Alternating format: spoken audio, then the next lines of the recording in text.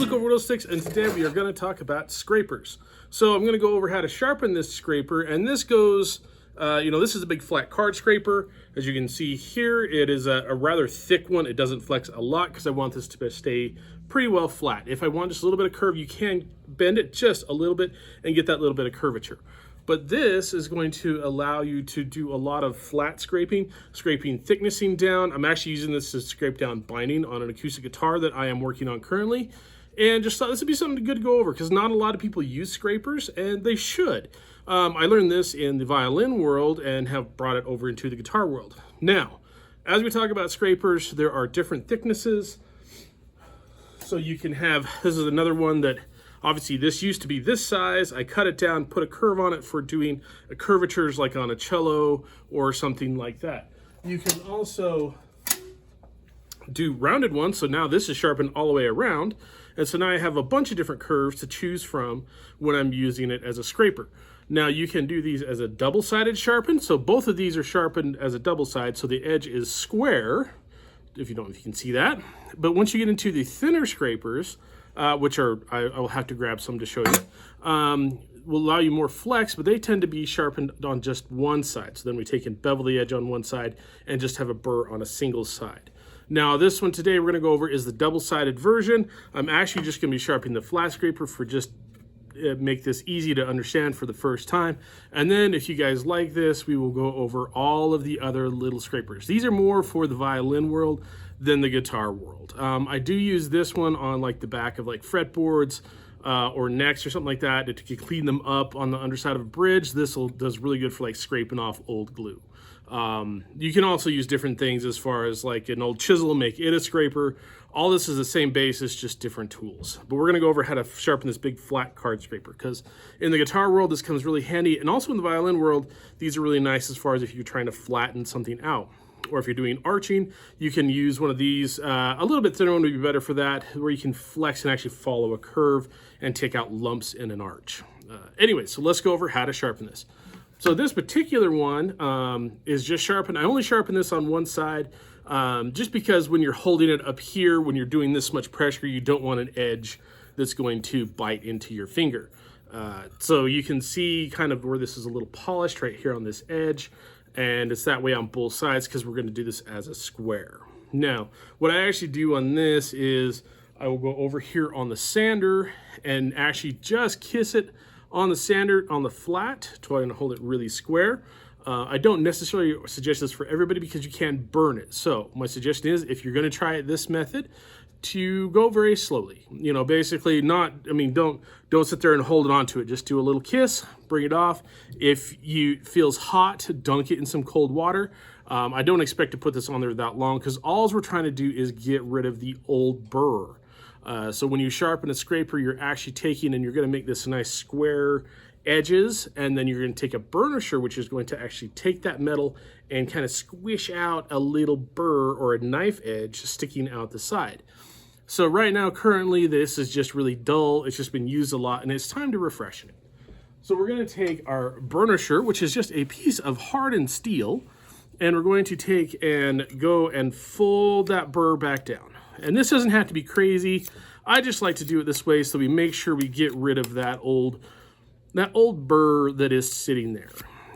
And so basically I'm going to take it, I'm going to try to hold it flat with the scraper like that or slightly bent down because we want to fold that over. And as I'm doing that, I'm pulling the scraper or the burnisher this way across that edge, trying to roll that thing back over. And it'll be hard for you to see, but you'll actually see a little shiny bright thing on either edge of this blade, which I don't think you'll see from there. That edge has rolled back up this way. And so now when we sand it, we're going to take that off and get fresh material. You don't have to do this. I just like to do it because to me, it seems like it works a little better to get rid of that old edge. Otherwise, like sometimes if it's already, if it's already squished out from burnishing and then you sand on it, it just takes that burr and kind of keeps rolling it over and you have this really extended burr that you have to try to deal with. So doing this just gets rid of it so we don't have to mess with it later. Okay, all right. So there is that. Now let's take over to the sander. I'm gonna move you, put you on a portable holder so you can see this. and we will go from there. Okay, this may get loud for just a second. I may double some music, but we're basically just going to take this. We're going to go right here on the sander, and we are just going to kiss it. And we're just going to take it just till I can feel a little burr on both sides, which means that I have brought that edge in enough to actually cause a burr. And then we're going to polish that off. Here we go.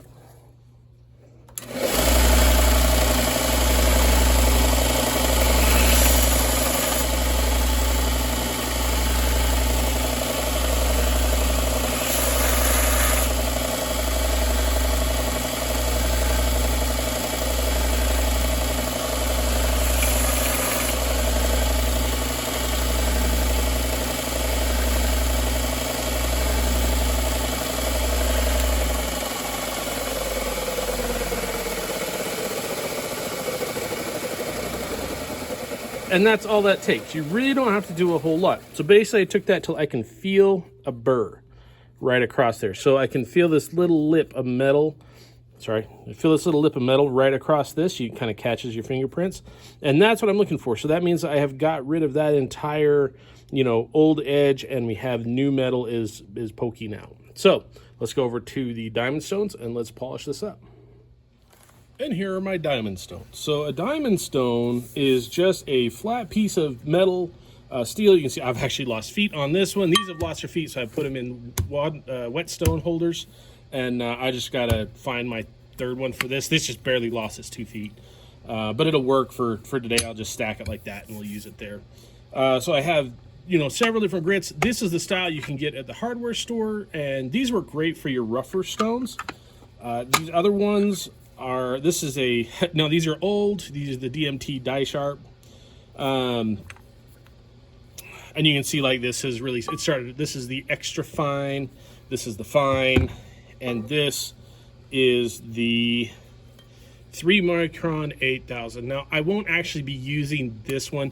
As you can see, it's almost a mirror on there. This is for highly polished, for if I were doing like a carving knife, something like that, I would use this stone. For this scraper, which I only do roughing with, I don't need that fine edge, so I will not be using that one. I will stop here at the extra fine, which is still, most knives aren't this sharp, but it is definitely will cut a beautiful burr. So I'm actually going to start with this one, which is just one of the, I think, fine grit. And you can pick these up at any hardware store. These are like 30-something bucks for this one. These tend to run you anywhere from $70 to $100, depending on the grit. The finer the grit, the more expensive they are. But they do last forever. This stone here is probably 14 years old. It is still dead flat and true, and that's why I'm a huge fan of diamond stones. So we're going to take this, add just a little bit of water. Now this water has just a drop of soap in it, just to kind of keep any oils from building up in the stones, helps them last longer so they don't clog up.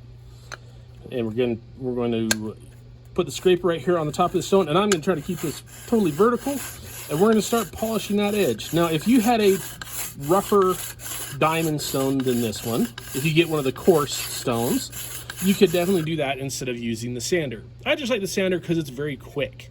Boop, boop, it's done. We're off moving to polishing. So I'm just going to use this on this rougher stone. Move it across there, just kind of polishing off all that rougher grit right here on this edge. And it'll be hard for you to see. I have to get it in just the right angle on just the right light to see it, but it doesn't need a whole lot of work. Everything is flat, everything is true from the sander.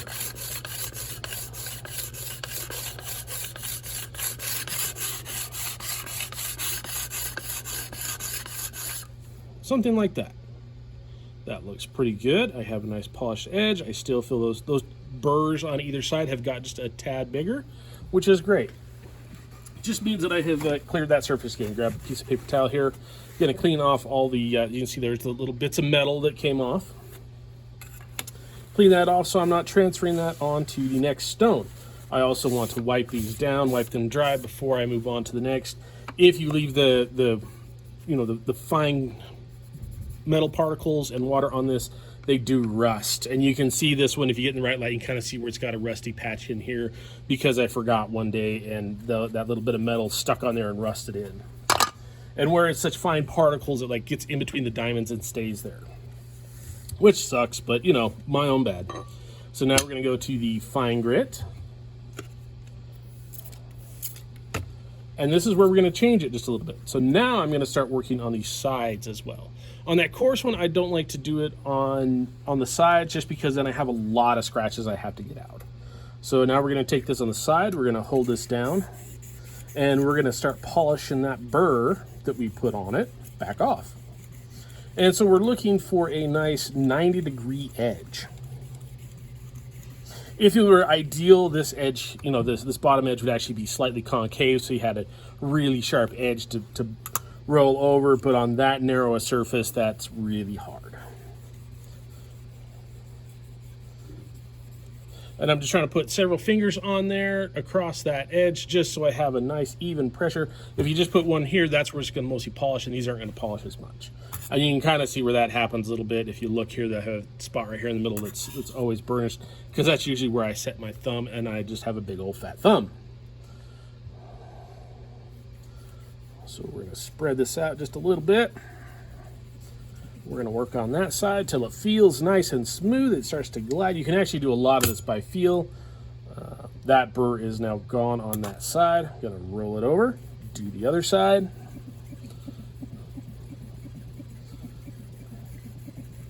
And it doesn't have, you know, as you can see, it doesn't take that long.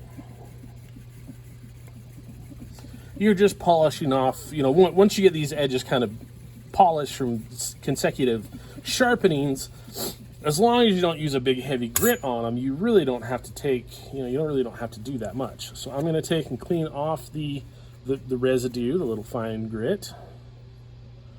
I'm going to feel that edge. Oh, yeah. So I've started to roll the edge.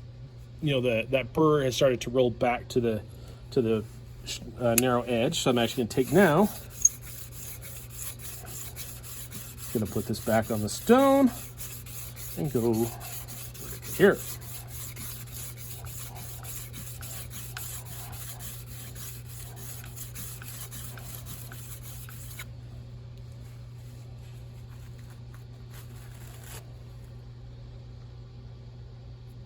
Now I have an edge. I've rolled that edge back to the sides again. And now the burr is a lot smaller now. It's just barely there. Got one spot there, could go just a little more.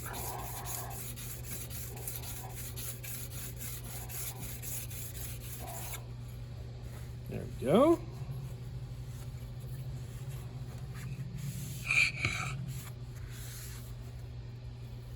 Get that gunk off.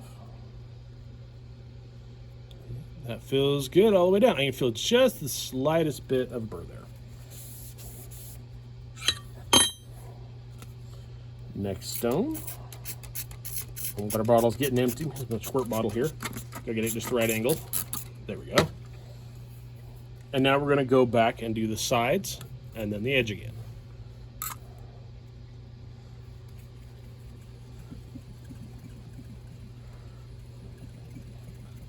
Just truing up that edge.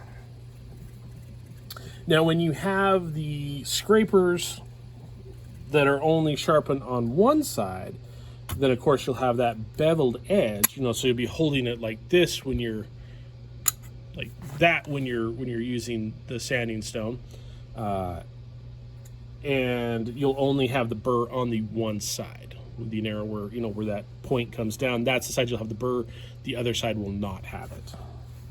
So that's the one difference when you do a one-sided sharpening.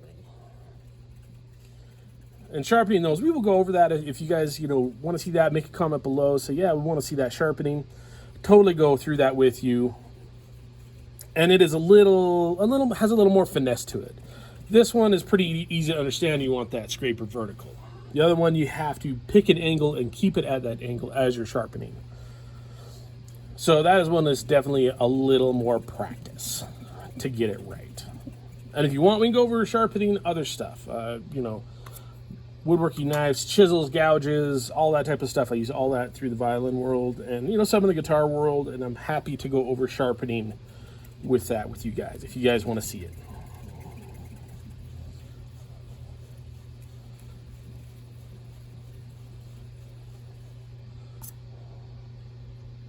All right, so burr is gone there.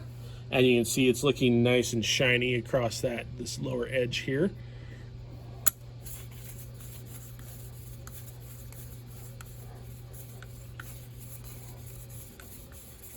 And just moving it from side to side across that stone. And that is simply just to help the stone wear more evenly.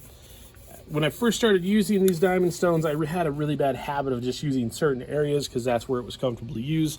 And then you start having, you know, a slightly different grit in those areas. Because diamond stones, as you use them, they actually get a little finer grit. So I'm sure this, you know, this extra fine now is probably, you know, it is definitely a couple grits finer at this point. But it's still, as you can see by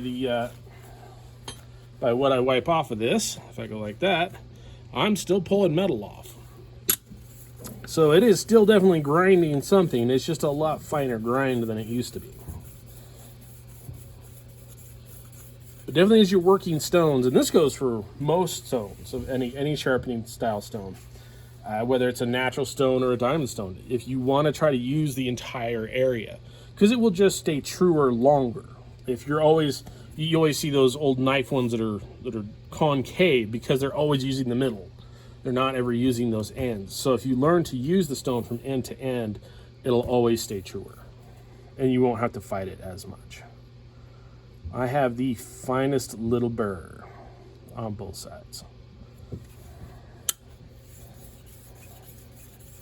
Oh, I need water.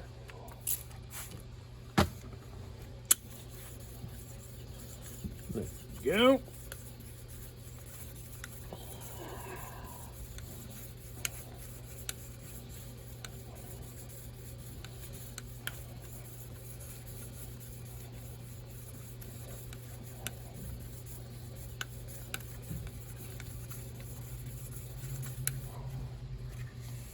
Perfect.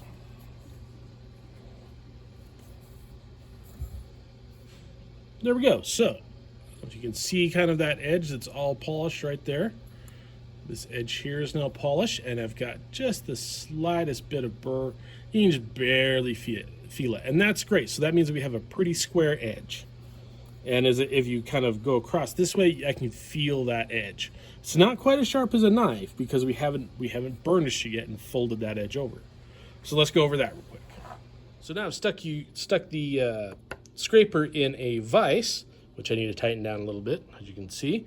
I'm going to stick you guys right there, sighting down the end of it. Tighten that up a little bit more. There we go, that's better. So this is just to hold it still while we're burnishing it. So as you're burnishing, you can actually see it's pretty close to a mirror. You can actually see the reflection of the burnisher right there on the edge. So like I said, this is just a piece of hardened steel. It's harder than the scraper so that we can fold that edge. Now this burnisher is 25 years old and it has been used a ton. So it does have a few scuffs on it from this over time. So what I normally do on this is I'm actually going to see this is a teardrop shape one. And so I'm actually going to use one of those smaller edges to give me a little more pressure.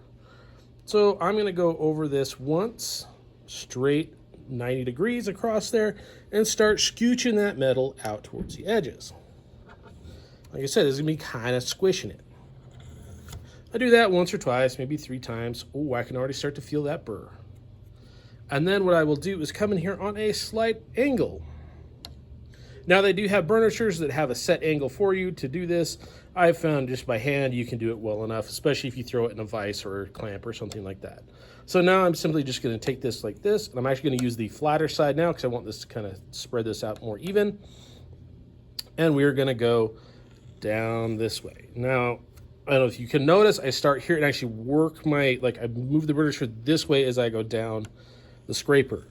And this is going to kind of help kind of roll that edge out. So same thing here. I'm going to start here on this edge. I'm going to come on a slight angle and go down the scraper. Just like that. And now if I feel this, I have a great burr on both sides. Nice and sharp and ready to do some work. So now let's show you what a scraper can actually do. So this is a guitar I am building currently. I glued on the binding and some glue got underneath the tape right here. And I'm also just flushing this up. I glued it on. The binding is just slightly proud of the rib so that I can scrape it down and everything is nice and flush. But let's show you what this thing will actually do now. So I'm going to take this and hold it just square on the guitar rib and start scraping. Now, as you can see, I'm going to start pulling some little ribbons. It's just like a plane. I get these little shavings that are coming off this. And so I'm simply just having a very fine plane that's 4 inches wide.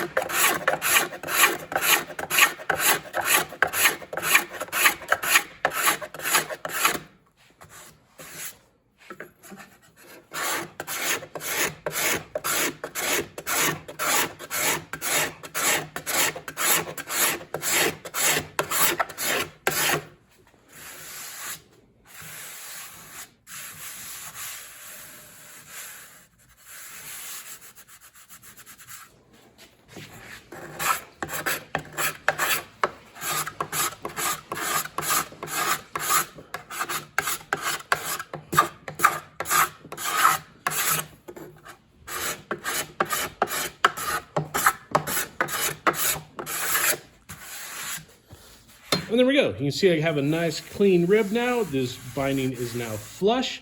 It's clean, it's crisp, and it's my preferred method of doing this particular task. And it also, if you have any rippling, as you saw just a little bit on this rib as I was starting to scrape it, it will flatten all of that out as well. Because you're doing this across and you just have this nice flat surface. The other nice thing about scraping is it's fairly non-directional. Anyway, I hope you guys liked that little quick tip on sharpening scrapers and using them.